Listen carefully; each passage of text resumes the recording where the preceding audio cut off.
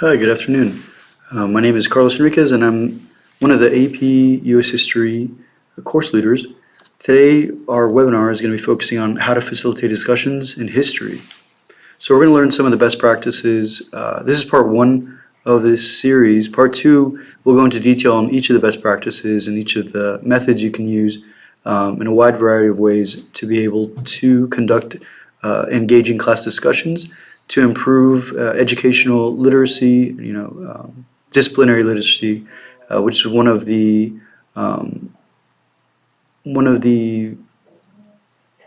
objectives we're focusing on this year as a district. So let's get started. We're going to encourage history teachers in APUSH to be able to spiral in class discussions at least maybe once a week or maybe bi-weekly. Try to spiral in a class discussion is a very powerful method to improve engagement and to bring the joy factor into class. One of the things we really want to focus on is a concept of uptake moves. Okay, so uptake moves are where you develop the skill as a teacher and a facilitator to incorporate comments from students into follow-up questions, right? So you're going to want to be able to maybe come up with sentence starters for yourself, or just a pool of questions that you can utilize with regards to whatever content you're going over within the discussion, right? There are some pitfalls to having class discussions, but if you focus on some of the best practices and incorporate sourcing, incorporate analyzing primary sources in the discussion, it will easily allow participation by a majority of the students, if not 100% of the students, right?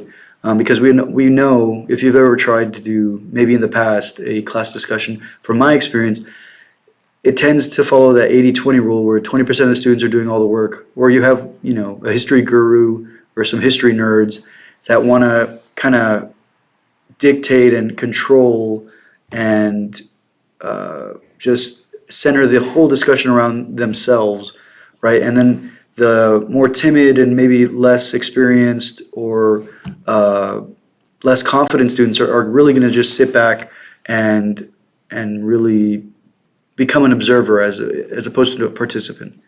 Okay, so you want to have questions that are going to elicit answers other than yes or no, right?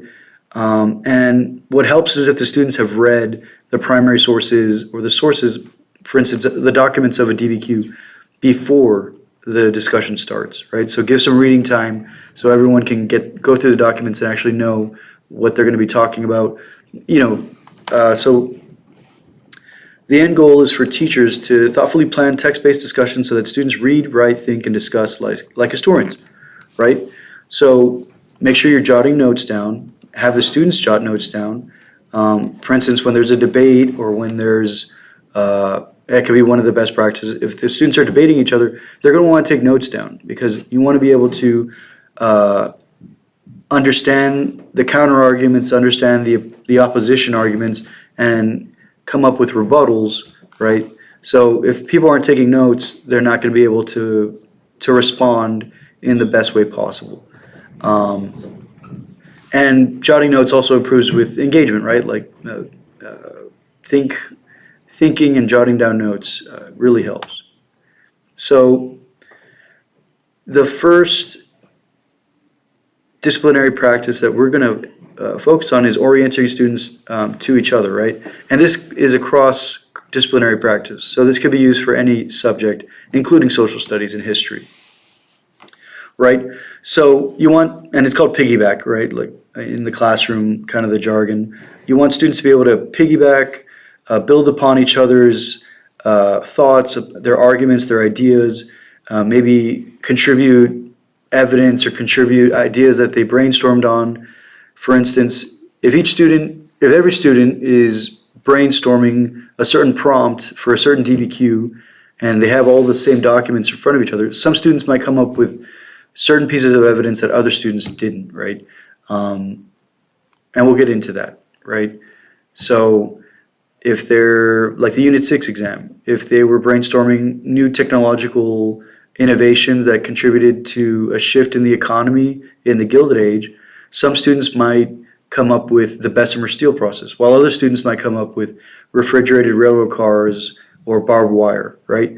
And so they can add to each other, right? Oh, that's going to impact the mechanization of agriculture. Oh, that's going to impact manufacturing, right? Which in totality is all of their ideas are going to influence the thesis, which is that the U.S. economy is transitioning from an agrarian-based economy to an industrial-based economy. And then, by incorporating students and orienting students to the text, right? For instance, the documents of the DBQ, that can not only be useful in history, but it can also be useful in English, in science. So what I like to do in my class is I like to have a discussion centered and focused on a DBQ, a document-based question, right? And so the students are going to, we'll go through document 1, document 2, and we'll go through all the documents together and discuss on, okay, we have the thesis set in stone, and maybe some kids have different thesis statements, some have counter arguments, some don't have counter arguments. But what we can do is we can set up categories collectively, and then we can discuss which documents go into which respective category, whether it's, the mechanization of agriculture, or it's communication and technology innovation, right? Transportation innovation, manufacturing innovation, whichever category it is, we try to find which document can fit into each of those categories and discuss why that would be the best fit for that category, right? Okay. So, right. Also, just any point on the rubric, you can use the documents and have a discussion on how to use the document to support, to be used as evidence to support your thesis, to support the topic sentence of the respective paragraph, right? So there's all these different ways. You can do it for HIP, right? How would you use HIP, or how would you source a certain document? Some students might use historical context, some students might use intended audience or purpose or point of view, and so on and so forth, right? So every point on the rubric you can use to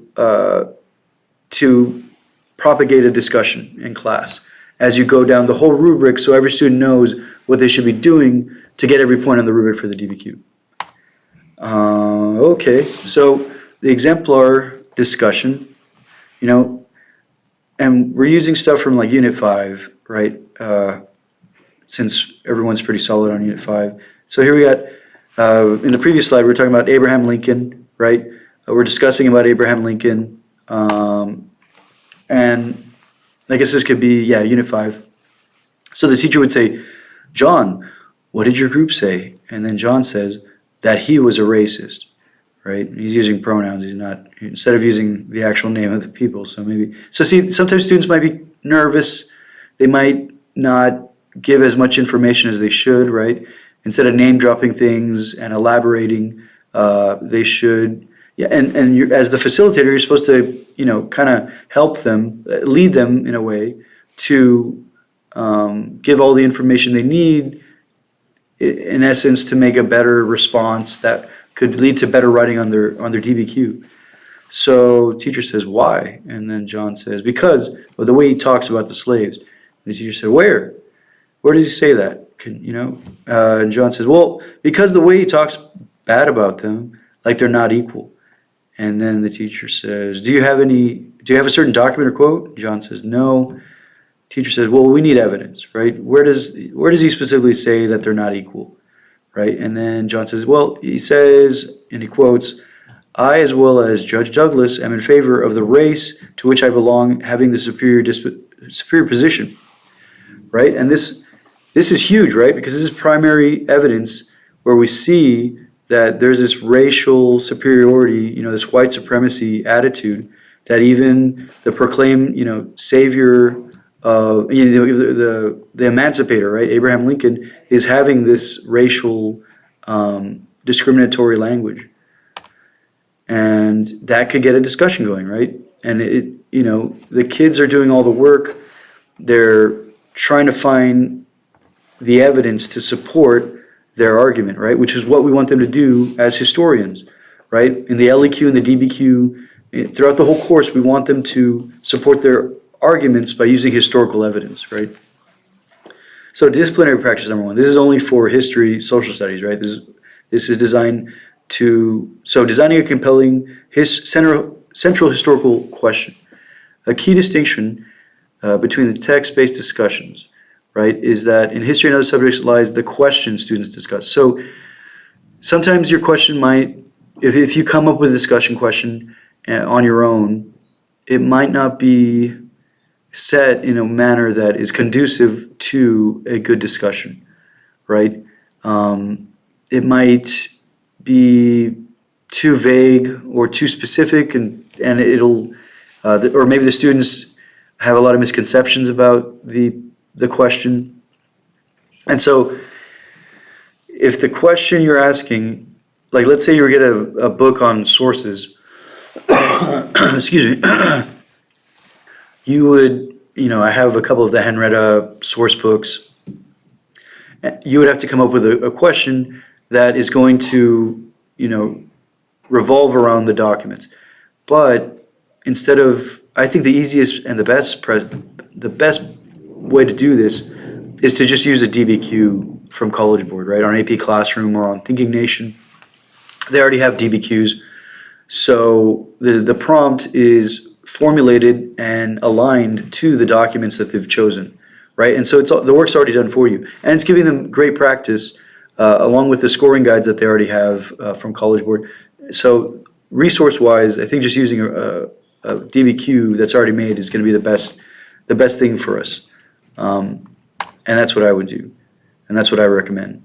Now, disciplinary practice 2, stabilizing the content. Sometimes the students don't know enough content, right? Maybe they haven't mastered it yet, or it's, you're using it for the unit, your discussion's on a unit that you're already working on, or a topic that you're already going through, and maybe not 100% of the students know all the information, or they might have some misconceptions.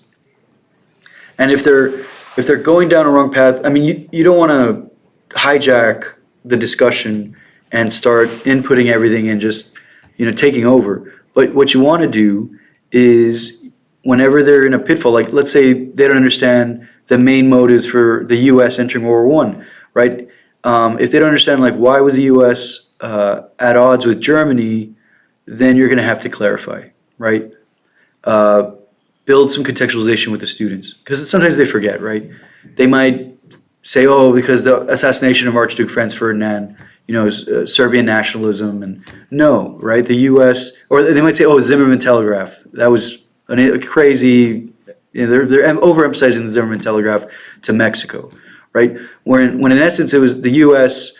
really wanted to trade, to both sides and amass a lot of wealth and help offset their overproduction of goods, and to be able to find a market that was going to buy all their wartime goods. And when Germany was restricting trade and creating blockades and conducting unrestricted submarine warfare, that's going to inhibit trade and prevent trade. So the U.S. is going to intervene, right, to protect its economic activity and its trade routes, right? And by just taking a sidestep and reiterating that would help the students to continue the discussion and ensuring historical accuracy in the process, right? So if we go back to Unit 5 again, Crystal saying John Brown shouldn't have done that because the Underground Railroad was working, and she's referring to the raid on Harper's Ferry, right? So he shouldn't have raided Harper's Ferry because sooner or later the Civil War would have happened. And the teacher says, but in 1859, did anybody know that Civil War would happen? So all the students say no, right? It was not certain. 1855, slavery had been going on for hundreds of years. The federal government wasn't doing anything, in fact, probably making it worse to solve the problem. They could have resolved this slavery issue in the Constitutional Convention. They didn't, right? They protected the institution of slavery. And they were just making compromises to kind of push the issue down the road like they always did, right? So in 1859, nothing is happening, and John Brown decides to do something. So the question is, do we think that was a terrible idea for John Brown to do something about it, right? Whether it was violent, the North saw him as a messianic figure, the South saw him as a terrorist, right? And here we have some follow-up questions, right?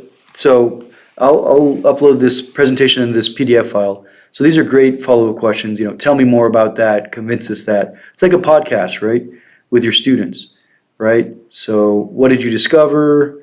What would you handle in a situation like this? What leads you to these conclusions, right? These are all great questions that you can just kind of, the more times you do this, the more time you will remember these questions in the back of your head, and you just input whatever content or whatever context you're going with regards to whatever the DBQ is focusing on, whether thematically it's on migration or American identity and so on and so forth.